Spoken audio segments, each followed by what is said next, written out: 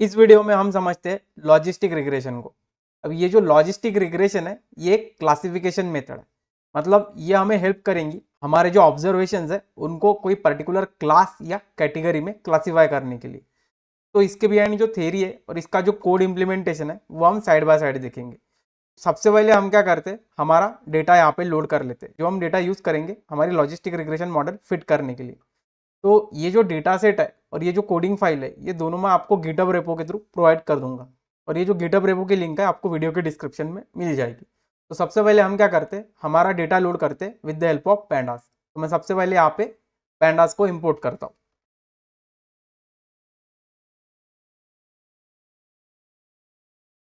अब एक वेरिएबल ले लेते हैं जो हमारे डेटा को होल्ड करेंगे।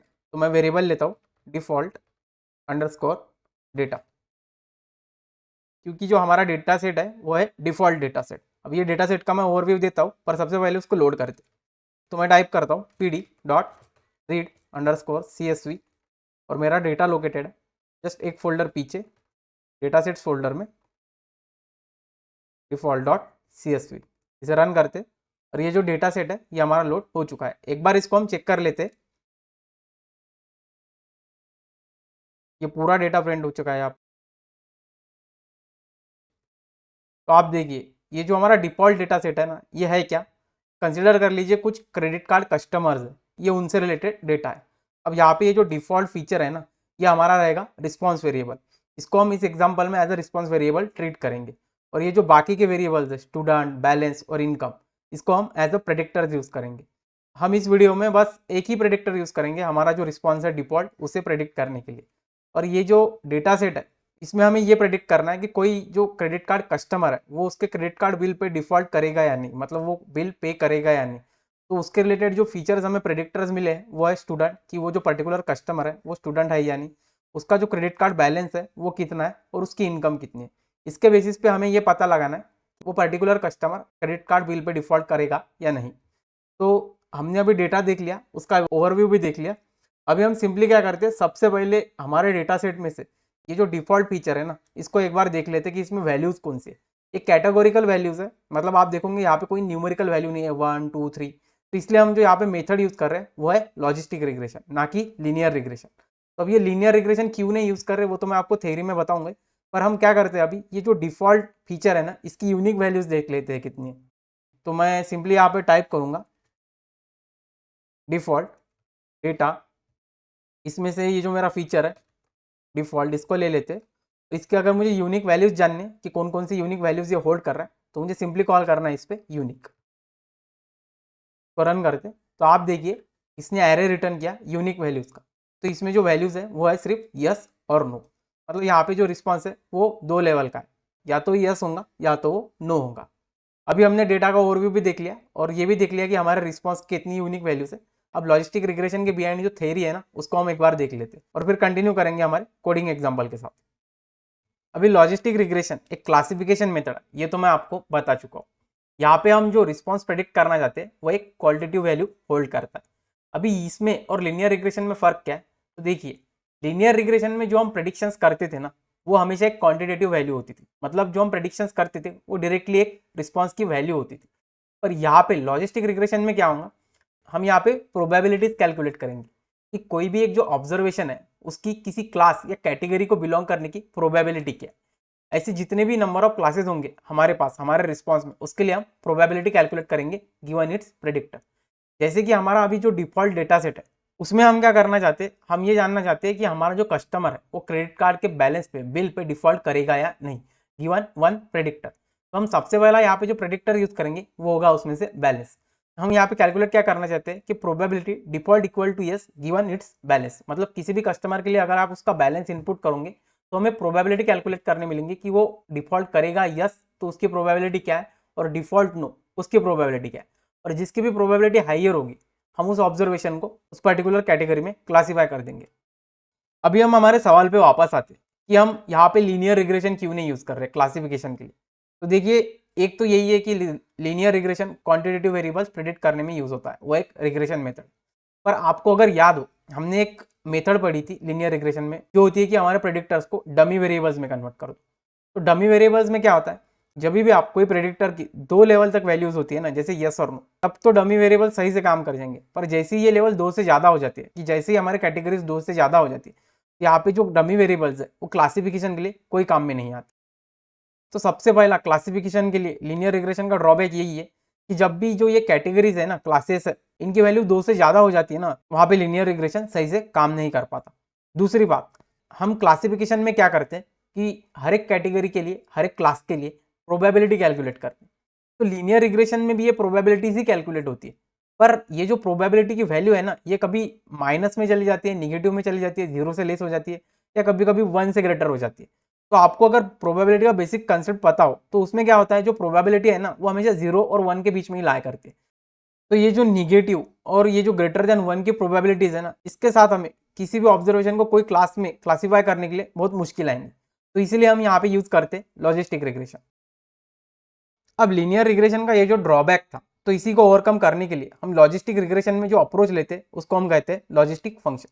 अब लॉजिस्टिक फंक्शन जो है वो दिया जाता है कुछ इस तरीके से, p of x equals to e to the power beta 0 plus beta 1 times x upon 1 plus e to the power beta 0 plus beta 1 times x।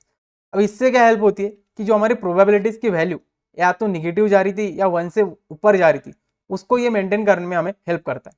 तो इससे हमारी जो प्रोबेबिलिटी है ना, किसी भी कैटेगरी के लिए गिवन इट्स प्रेडिक्टर, ये हमेशा अभी 0 और 1 के बीच में लाई करेंगी। और जैसे ही हम ये प्रोबेबिलिटी कैलकुलेट करेंगे गिवन एनी प्रेडिक्टर, तो जिस भी क्लास या कैटेगरी के लिए ये प्रोबेबिलिटी हाई होंगी, उस पर्टिकुलर ऑब्जर्वेशन को हम उस पर्टिकुलर क्लास या कैटेगरी में क्लासीफाई कर देंगे। और यहाँ पे दूसरी बात, आपको अगर याद हो, लीनियर रिग्रेशन में जो ये कोएफिशिएंट्स थे ना, बीटा 0 बीटा 1, इनको एस्टिमेट करने के लिए हम एक मेथड यूज करते थे, एक अप्रोच यूज करते थे, उसको हम कहते थे लीस्ट स्क्वायर मेथड। वैसे ही लॉजिस्टिक रिग्रेशन में ये कोएफिशिएंट को एस्टिमेट करने के लिए हम जो अप्रोच लेंगे वो होगी मैक्सिमम लाइक्लीहुड एस्टिमेशन। अब यही थी पूरी थ्योरी बिहाइंड लॉजिस्टिक रिग्रेशन। अभी हम हमारे कोडिंग एग्जाम्पल के साथ कंटिन्यू करते हैं और ये जो पूरी थ्योरी हमने यहाँ पे पढ़ी उसको वहाँ पे इम्प्लीमेंट करके देखते हैं। और एक बात, हमारे लीस्ट स्क्वायर मेथड में आपको याद हो तो जो कोएफिशिएंट हम एस्टिमेट करते थे वो हम रेसिडुअल को मिनिमाइज करके करते थे। पर अभी लॉजिस्टिक रिग्रेशन में जो हम मैक्सिमम लाइक्लीहुड एस्टिमेशन यूज कर रहे हैं कोएफिशिएंट को एस्टिमेट करने के लिए, उसमें क्या होगा, फॉर एग्जाम्पल आप कंसिडर कर लीजिए यहाँ पे जो डिफॉल्ट है ना, इसकी वैल्यू एक तो यस है या नो है। तो आप कंसिडर कीजिए हम यस को कन्वर्ट करेंगे 1 में और नो को कन्वर्ट करेंगे 0 में। तो मॉडल फिटिंग के वक्त ये क्या करता है कि हमारे ट्रेनिंग डेटा में जहाँ भी वैल्यू 1 रहेगी, ये ट्राई करेगा कि उन ऑब्जर्वेशंस के लिए जो प्रोबेबिलिटी कैलकुलेट होंगी हमारे ट्रेनिंग डेटा में वो क्लोज टू 1 होंगी। और जिस भी ऑब्जर्वेशन के लिए हमारी वैल्यू नो होगी, मतलब डिफॉल्ट इक्वल्स टू 0 होगा, ये ट्राई करेगा कि कोएफिशिएंट एस्टिमेट करते हो उस पर्टिकुलर ऑब्जर्वेशन के लिए हमारे ट्रेनिंग डेटा में उस पर्टिकुलर ऑब्जर्वेशन के लिए प्रोबेबिलिटी जितनी 0 के पास हो उतनी 0 के पास हो सके। और इसी को मेंटेन करते हुए हमारे लॉजिस्टिक रिग्रेशन में जो कोएफिशिएंट है वो एस्टिमेट होते हैं। अभी हम यहाँ पे 2 मॉडल फिट करेंगे। यहाँ पे सबसे पहला जो मॉडल हम फिट करेंगे ना, वो यूजिंग बैलेंस, इसको एज अ प्रेडिक्टर यूज करके करेंगे। और दूसरा मॉडल जो हम फिट करेंगे उसमें हम स्टूडेंट, ये जो एक कैटेगोरिकल फीचर है, इसको एज अ प्रेडिक्टर यूज करके हमारा लॉजिस्टिक रिग्रेशन मॉडल फिट करेंगे। तो पहले मॉडल के लिए अभी हम हमारे प्रेडिक्टर्स को सेपरेट करते हैं। तो सबसे पहला जो वेरिएबल मैं लूंगा वो होगा x_बैलेंस। अब ये जो प्रेडिक्टर होगा वो हम सबसे पहला मॉडल फिट करने के लिए यूज करेंगे। तो इसको सेपरेट करने के लिए मैं सिंपली लूंगा हमारा default data set, default data, और इसमें से मुझे सेपरेट क्या करना है, हमारा बैलेंस कॉलम। ये यहाँ पे सेपरेट हो चुका है। इसके एक बार ऑब्जर्वेशंस देख लेते हैं हम। तो ये कुछ इस तरीके से। अभी जो हमारा रिस्पॉन्स है y, उसको भी हम सेपरेट कर लेते हैं। तो उसके लिए मैं एक वेरिएबल लूंगा y equals to default data, इसमें से जो मेरा रिस्पॉन्स है वो है डिफॉल्ट। ये हमारा y भी सेपरेट हो चुका है। इसे अगर आप चेक करें तो यहाँ पे यस और नो में वैल्यूज। अभी अगर आप चाहे तो इसे आप डायरेक्टली फिट कर सकते हो, x और y को आप डायरेक्टली फिट कर सकते हो लॉजिस्टिक रिग्रेशन में। पर यहाँ पे क्या है, आप और एक अप्रोच ले सकते हो। आप ये जो यस और नो है ना, इसको 1 और 0 में कन्वर्ट कर सकते हो। पर सबसे पहले हम जो मॉडल फिट करने वाले वो यूजिंग scikit-learn लाइब्रेरी करने वाले। तो उसमें ये जो यस और नो वैल्यूज है ना, वो इसको इंटरनली 0 और 1 में कन्वर्ट कर देता है। इसको हमें मैन्युअली 0 और 1 में कन्वर्ट करने की कोई ज़रूरत नहीं होती। तो हम यहाँ पे जो कि पहले सबसे पहले scikit-learn ही यूज़ करने वाले, तो हम इसको ऐसा ही रहने देते। और स्टैट्स मॉडल के थ्रू जब हम हमारा लॉजिस्टिक रिग्रेशन मॉडल फिट करेंगे तब इसको मैं आपको कन्वर्ट करके दिखाऊंगा कि इन वैल्यूज को आप 0 और 1 में कैसे कन्वर्ट कर सकते हो। पर अभी हम क्या करते हैं, सबसे पहले जो लॉजिस्टिक रिग्रेशन मॉडल है उसको हम इंपोर्ट कर लेते हैं scikit-learn के थ्रू। तो उसके लिए मैं यहाँ पे टाइप करूँगा from sklearn learn dot linear underscore model import logistic regression. इसको रन करता हूँ, यहाँ पे थोड़े टाइपो हो गए, रन कीजिए तो यहाँ पे लॉजिस्टिक रिग्रेशन यहाँ पे इंपोर्ट हो चुका है। अभी हम इस लॉजिस्टिक रिग्रेशन का एक इंस्टेंस बनाते हैं, तो मैं लूँगा मॉडल अंडरस्कोर बैलेंस, तो मैं यहाँ पे इंस्टेंस बनाता हूँ, मुझे लिखना है लॉजिस्टिक रिग्रेशन और ये यहाँ पे इंस्टेंस बन चुका। अभी मुझे डेटा पे और कोई ऑपरेशंस नहीं करने, हम सिंपली इसको जो हमारा प्रेडिक्टर है और रिस्पॉन्स है वो पास करते हुए हमारा मॉडल यहाँ पे फिट कर सकते। तो मैं यहाँ पे टाइप करूँगा मॉडल अंडरस्कोर बैलेंस, इस पर मुझे मेथड कॉल करनी है डॉट फिट, और सबसे पहली जो आर्ग्यूमेंट मुझे यहाँ पास करने वो है हमारे प्रेडिक्टर्स, वो है एक्स अंडरस्कोर बैलेंस, और हमारा जो रिस्पॉन्स है वो स्टोर्ड है वाई में। और इसको मैं यहाँ पे रन करता हूँ तो हमारी मॉडल यहाँ पे फिट हो चुकी है। अगर आपको याद हो तो हम लीनियर रिग्रेशन में हमारे कोएफिशिएंट जैसे चेक करते थे, उसी तरह हम यहाँ पे भी हमारे कोएफिशिएंट्स की वैल्यू चेक कर सकते हैं। तो यहाँ पे जो मेरा बीटा 0 और बीटा 1 है उसकी वैल्यू अगर मैं चेक करना चाहता हूँ, तो सबसे पहले अगर बीटा 0 आपको चेक करना है तो आपको लिखना है मॉडल अंडरस्कोर बैलेंस, और इस पर आपको कॉल करना है इंटरसेप्ट, और ये यहाँ पे हमारी बीटा 0 की वैल्यू है। इसी तरह से अगर आपको बीटा 1 की वैल्यू चेक करनी है तो आपको टाइप करना है मॉडल अंडरस्कोर बैलेंस अंडरस्कोर, और ये आपकी बीटा 1 की वैल्यू। अभी हमारा मॉडल फिट भी हो चुका है और उसके जो एस्टिमेटेड कोएफिशिएंट है उसकी भी वैल्यू हमने चेक कर ली। अभी हम क्या करते हैं, ये जो मॉडल फिट हो चुका है इस पर हम प्रेडिक्शंस करके देखते हैं। और आपको मैंने बोला था यहाँ पे अभी जो प्रेडिक्शंस होंगे ना वो डायरेक्टली हमारे रिस्पॉन्स वेरिएबल के नहीं होंगे, हमें यहाँ पे प्रोबेबिलिटीज कैलकुलेट करके मिलेंगी, और उन प्रोबेबिलिटीज को हम कैसे इंटरप्रेट करते हैं वो भी हम आगे देखेंगे। तो उसके लिए सबसे पहले हम यहाँ पे एक अनसीन डेटा ले लेते हैं जो हमें प्रेडिक्शंस के लिए चाहिए होगा। तो इसके लिए मैं यहाँ पे एक वेरिएबल ले लेता हूँ, उसका नाम हम देंगे unseen underscore x underscore balance. अब इसको एक डेटा फ्रेम में ले लेते हैं हम, मतलब हमें इंटरप्रेट करने के लिए बाद में ये आसान जाएगा। तो मैं लूँगा पी डॉट डेटा फ्रेम, मुझे यहाँ पे एक डिक्शनरी पास करनी, और हमारे जो प्रेडिक्टर्स है वो क्या है, वो बस एक बैलेंस है। मैं लूँगा कॉलम का नेम बैलेंस। हम यहाँ पे दो ऑब्जर्वेशन ले लेते हैं, एक लेते हैं 1000 और दूसरा कंसिडर कर लेते हैं हम 2000। तो ये हमारा जो डेटा फ्रेम है ये यहाँ पे बन के तैयार है। अभी हमें इसको कुछ और कन्वर्ट नहीं करना, हम डायरेक्टली प्रेडिक्ट कॉल कर सकते हैं हमारे मॉडल पे। तो ये जो प्रेडिक्शंस होंगे हम उसको भी एक वेरिएबल में स्टोर कर लेते। तो मैं यहाँ पे सिंपली एक वेरिएबल ले लूँगा predictions underscore balance equals to हमारा जो मॉडल है मॉडल अंडरस्कोर बैलेंस, इस पर मुझे प्रेडिक्ट कॉल करना है प्रेडिक्ट, और यहाँ पे सिंपली मुझे मेरे जो फीचर्स है वो पास करने, वो है unseen underscore x underscore balance. तो रन करते और ये हमारे प्रेडिक्शंस यहाँ पे हो चुके। इसको अगर हम अभी चेक करें तो आप देखिए प्रेडिक्शंस हो गए यहाँ पे डायरेक्टली यस और नो में। अब आपको मैंने क्या कहा था, हमें लॉजिस्टिक रिग्रेशन में डायरेक्ट प्रेडिक्शंस नहीं होंगे, पर हमें तो यहाँ पे डायरेक्ट प्रेडिक्शंस दिख रहे हैं। अब इसके बिहाइंड द सीन जो कैलकुलेशंस हुए और इसने जो प्रेडिक्शंस किए हैं यस और नो, वो कैसे किए वो मैं आपको बताता हूँ, फिर आपको समझेंगे कि मैंने ये क्यों कहा था कि डायरेक्टली लॉजिस्टिक रिग्रेशन के थ्रू हमें प्रेडिक्शंस नहीं मिलते, हमें प्रोबेबिलिटीज मिलती। तो अभी मैं आपको वो प्रोबेबिलिटीज दिखाता हूँ जो ये यस और नो प्रेडिक्ट करने के लिए कैलकुलेट हुई थी। तो अभी हम यहाँ पे एक नया वेरिएबल और ले लेते हैं जो हमारे प्रोबेबिलिटीज को होल्ड करें, तो उसका नाम मैं दूंगा prediction underscore probabilities underscore balance. अभी आपको प्रोबेबिलिटी कैलकुलेट करनी है आपके प्रेडिक्टर्स के लिए, तो आपको जो आपका मॉडल वेरिएबल है ना मॉडल अंडरस्कोर बैलेंस, उस पर सिंपली कॉल करना है प्रेडिक्ट प्रोबेबिलिटीज। तो उसकी जो मेथड है उसका नाम है predict underscore PROBA predict PROBA, और इसमें आपको सिंपली आपके प्रेडिक्टर्स पास करने जो है unseen underscore x underscore balance. अभी अगर मैं आपको इसकी वैल्यूज दिखाऊं तो वो कुछ इस तरीके से, आपको ये समझेंगे नहीं कि ये पहली यस की प्रोबेबिलिटी बता रहा है या नो की प्रोबेबिलिटी बता रहा है। अगर आपको वो भी चेक करना है ना तो आपको यहाँ पे सिंपली क्या करना है, आपका जो मॉडल वेरिएबल है उस पर आपको क्लासेस कॉल करना है। अभी आपको दिखेगा कि यहाँ पे हमें एक लिस्ट मिल चुकी है।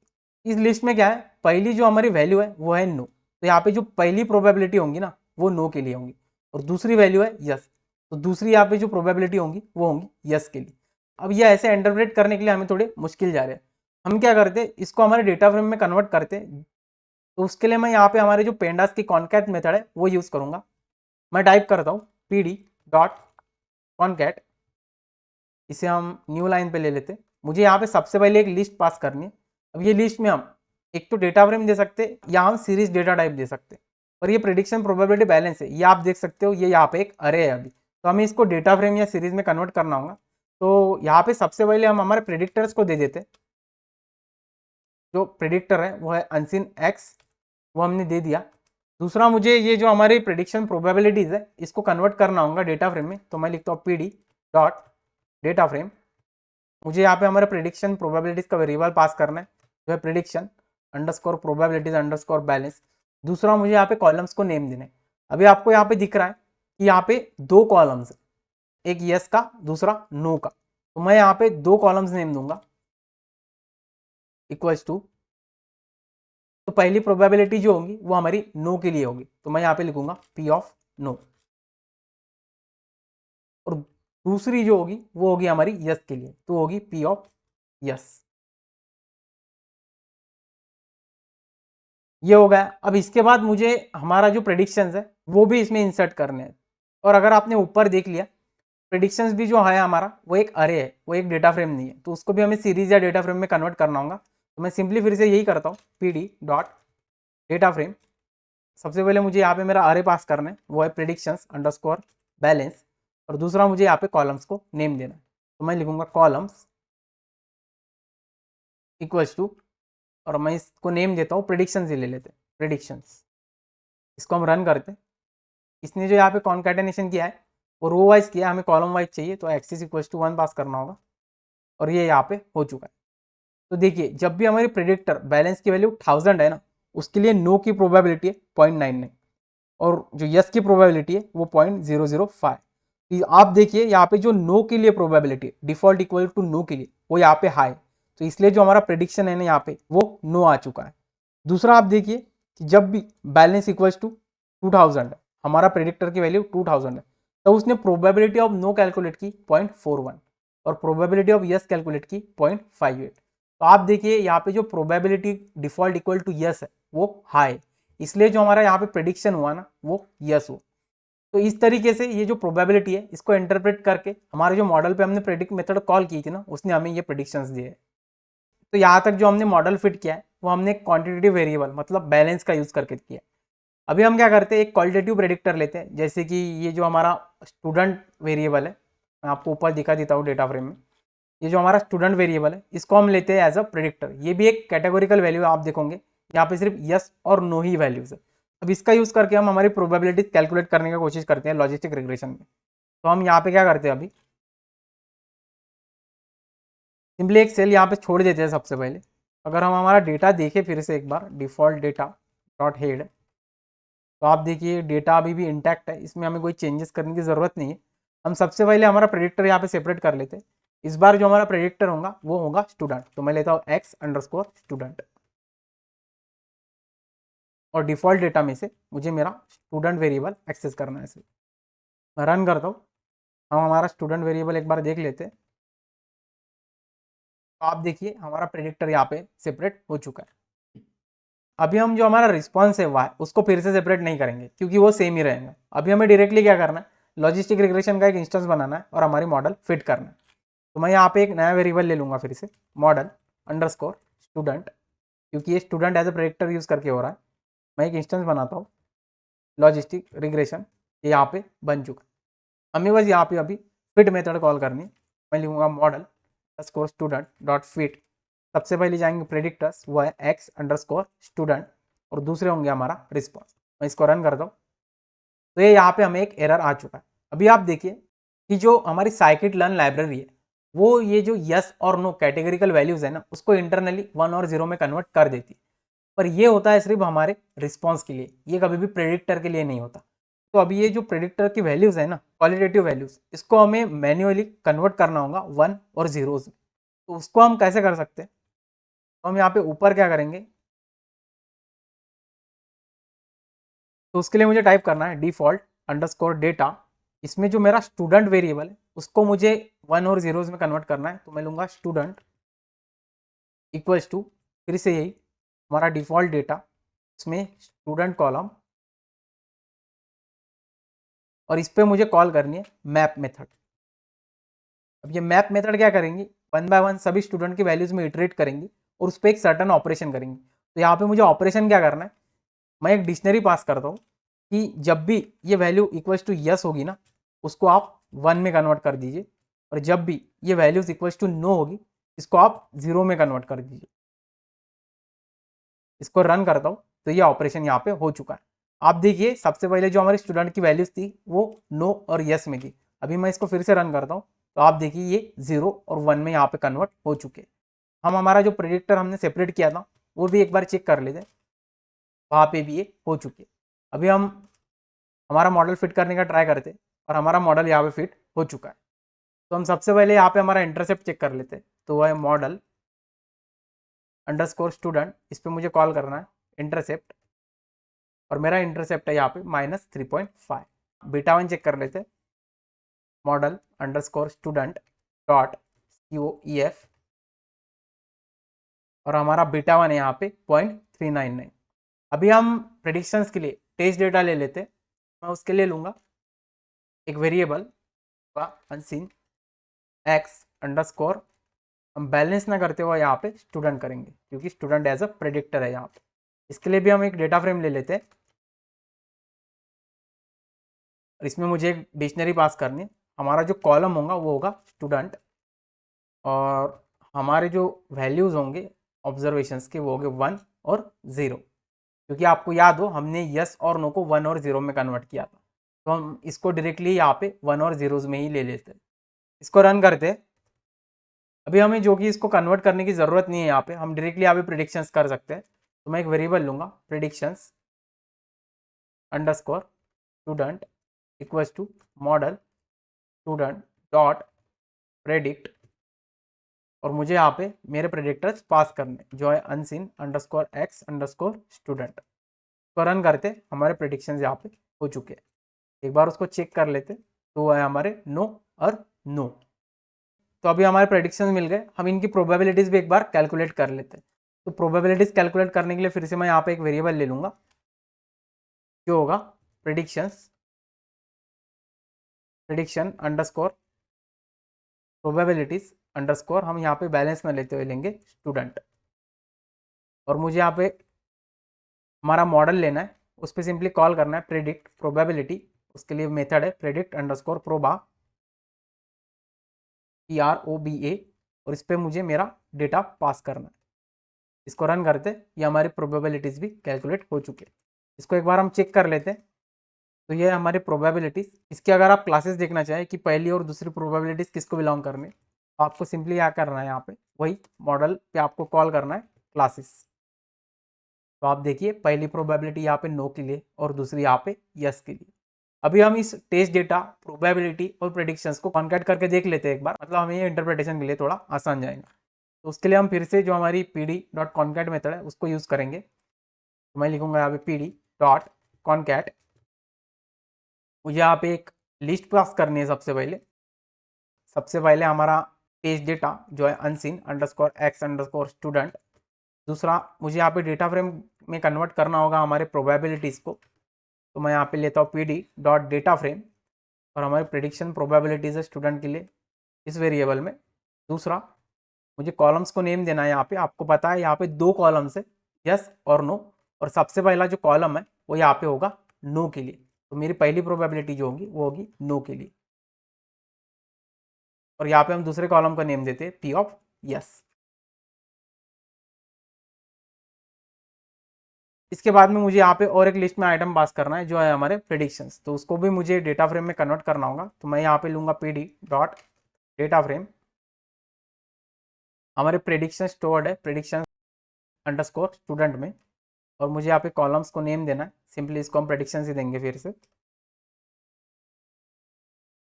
आपको याद हो तो ये रो वाइज कनेक्ट करता है हमेशा, मुझे इसको कॉलम वाइज करना है, तो मैं दूंगा x इज इक्वल्स टू 1।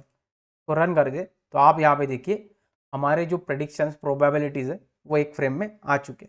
आप देखिए जब भी स्टूडेंट की वैल्यू यस रहेंगी कि जो हमारा क्रेडिट कार्ड कस्टमर है वो एक स्टूडेंट है, तो उसकी प्रोबेबिलिटी ऑफ नो वो है 0.95।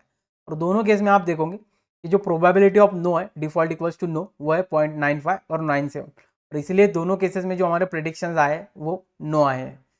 अब ये जो पूरी प्रोसेस थी वो हमने साइकिट लर्न के थ्रू देख ली। अभी हम क्या करते हैं, सिंपली एक मॉडल ट्रेन करते हैं स्टैट्स मॉडल के थ्रू, क्योंकि स्टैट्स मॉडल के थ्रू हमें एक समरी भी मिलती है हमारे मॉडल पे। हम सिर्फ बैलेंस को एज ए प्रेडिक्टर यूज करके ये मॉडल फिट करते हैं। तो हम यहाँ पे एक सेल छोड़ देते हैं अभी, और सबसे पहले हमारे स्टैट्स मॉडल पैकेज को इंपोर्ट करते हैं। तो मैं यहाँ पे लिखूंगा import stats models dot API as SM। इसको रन करो। एक बार हम यहाँ पे चेक कर लेते हैं कि जो हमारा एक्स है, जो हमारा बैलेंस है प्रेडिक्टर, वो इंटैक्ट है कि नहीं। तो ये यहाँ पे इंटैक्ट है, तो हमें कोई ऑपरेशंस करने की और ज़रूरत नहीं है। अभी हमारा सिंपली वाई भी चेक कर लेते हैं एक बार। तो आप देखिए वाई भी यहाँ पे इंटैक्ट है, यस और नो में। अभी हमारे जो प्रेडिक्टर और रिस्पॉन्स है दोनों यहाँ पे ऑलरेडी सेपरेटेड है। अभी हमें सिंपली यहाँ पे क्या करना है, हमारा मॉडल ही फिट करना है। तो यहाँ पे हम एक सेपरेट वेरिएबल ले लेते हैं फिर से, जो रहेगा SM_model_balance, क्योंकि ये हम बैलेंस को एज अ प्रेडिक्टर यूज करके कर रहे हैं। और यहाँ पे अभी क्या करना है, मुझे स्टैट्स मॉडल के थ्रू हमारा लॉजिस्टिक रिग्रेशन अगर फिट करना है, जो हमारा स्टैट्स मॉडल लाइब्रेरी है उस पर सिंपली लॉग इट कॉल करना है हमारे प्रेडिक्टर और रिस्पॉन्स देते हुए। तो मैं यहाँ पे टाइप करूंगा SM.logit, और यहाँ पे सबसे पहला जो आर्ग्यूमेंट जाता है वो होता है हमारा रिस्पॉन्स, मतलब वो है y, और दूसरा जो आर्ग्यूमेंट जाता है वो है हमारे प्रेडिक्टर्स। अगर यहाँ पे मैं आपको और एक बात बताऊँ, जब भी आप स्टैट्स मॉडल के थ्रू मॉडल फिट करते हो ना, तो आपको यहाँ पे प्रेडिक्टर के साथ आपको एक कांस्टेंट का कॉलम भी देना है। तो यहाँ पे मैं सिंपली एक मेथड कॉल करूंगा हमारे स्टैट्स मॉडल के थ्रू, जो है ऐड कांस्टेंट। मैं लिखूंगा SM.add_constant, और मुझे ये कांस्टेंट कहाँ पे ऐड करना है, हमारे प्रेडिक्टर्स में। जो हमारा प्रेडिक्टर क्या है, x_balance। अभी ये हो गया, मुझे यहाँ पे सिंपली फिट मेथड कॉल करनी है इस सब पे। तो रन करते, और यहाँ पे आप देखोगे कि हमारा जो मॉडल है उसमें एरर आ रहा है। अब ये क्यों आ रहा है आपको पता है क्या? क्योंकि ये जो आपका y है ना, आप देखोगे ये अभी भी एक स्ट्रिंग है, यहाँ पे यस और नो में है ये वैल्यू। और ये जो यस और नो की वैल्यूज है ना रिस्पॉन्स के लिए, ये आप ऐसे ही रख सकते हो सिर्फ साइकिट लर्न में। आपको अगर स्टैट्स मॉडल के थ्रू ये मॉडल फिट करना है ना, तो इसको आपको 1 और 0 में एक्सप्लिसिटली कन्वर्ट करना होगा। मैं ये यहाँ पे एक सेल ले लेता हूँ, और सिंपली यहाँ पे क्या करते हैं, हम y पे कॉल करते हैं, y=y.map, और यहाँ पे एक डिक्शनरी पास करनी है कि जब भी की वैल्यू यस हो मुझे यहाँ पे 1 से रिप्लेस करना है, और जब भी इसकी वैल्यू नो हो मुझे इसको 0 से रिप्लेस करना है। तो हम रन कर दे, एक बार y की वैल्यू देख लेते, तो आप देखिए ये 0 और 1 में यहाँ पे कन्वर्ट हो चुका है। अभी हम हमारा मॉडल फिट करने का ट्राई करते हैं एक बार। तो आप देखिए इस बार हमारा स्टैट्स मॉडल के थ्रू भी यहाँ पे मॉडल फिट हो चुका है। अब ये स्टैट्स मॉडल के थ्रू लॉजिस्टिक रिग्रेशन फिट करने के पीछे एक ही रीज़न था कि हमें कुछ मैट्रिक्स चेक करने थे। अब वो मैट्रिक्स कैसे हम चेक करते हैं, वो सिर्फ हमें एक फंक्शन कॉल पे मिलते हैं, जो है प्रिंट SM। ये जो हमारा मॉडल है इस पर मुझे बस एक समरी मेथड कॉल करनी है। आप जैसे ही यहाँ पे समरी मेथड कॉल करोगे तो आपके पास आपकी जो मॉडल रिलेटेड और कोएफिशिएंट रिलेटेड जो मैट्रिक्स है ना, वो यहाँ पे अवेलेबल हो जाएंगे। और यहाँ पे जो p वैल्यू है हमारी z स्टैटिस्टिक्स से रिलेटेड, वो भी यहाँ पे बहुत कम है। तो हमें ये क्या बता रहा है कि हमारा जो कोएफिशिएंट है β1 वो 0 नहीं है, मतलब हम यहाँ पे नल हाइपोथेसिस दैट इज β1 = 0 इसको रिजेक्ट कर सकते हैं। दूसरी बात आपको याद होनी चाहिए कि हम जब लीनियर रिग्रेशन देख रहे थे तब यहाँ पे t स्टैटिस्टिक्स आता था। तो हम लीनियर रिग्रेशन के वक्त जब t स्टैटिस्टिक्स देखते थे, तो अब हम लॉजिस्टिक रिग्रेशन में z स्टैटिस्टिक्स देखा करेंगे। और ये जो p वैल्यू है ये z स्टैटिस्टिक्स से ही रिलेटेड होती है। दूसरा आप देखिए यहाँ पे स्टैंडर्ड एरर भी बहुत कम है, जो हमारा β1 कोएफिशिएंट है उसके लिए। और भी कुछ इन्फॉर्मेशन है यहाँ पे, जैसे कि आप देखिए जो हमारा मॉडल है वो यहाँ पे लॉगिट मतलब एक लॉजिस्टिक रिग्रेशन फंक्शन है। और मैं आपको ये भी बताया था कि हम यहाँ पे जो कोएफिशिएंट एस्टिमेट करने के लिए मेथड यूज करते हैं वो है मैक्सिमम लाइक्लीहुड एस्टिमेशन, वो भी यहाँ पे मेंशन है। तो यही था पूरा कंसेप्ट हमारा लॉजिस्टिक रिग्रेशन का। तो इस वीडियो में हमने देख लिया कि इसके पीछे क्या थ्योरी है और इसको हम कैसे इंप्लीमेंट कर सकते हैं यूजिंग साइकिट लर्न और स्टैट्स मॉडल पैकेज। अभी इस वीडियो को यहीं पे ख़त्म करते हैं, और मैं होप करता हूँ कि आपको ये पूरा समझ में आ चुका होगा। और अगर आपको ये समझ में आया और इंटरेस्टिंग लगा तो आप सब्सक्राइब करके इस चैनल के साथ जुड़ सकते हो।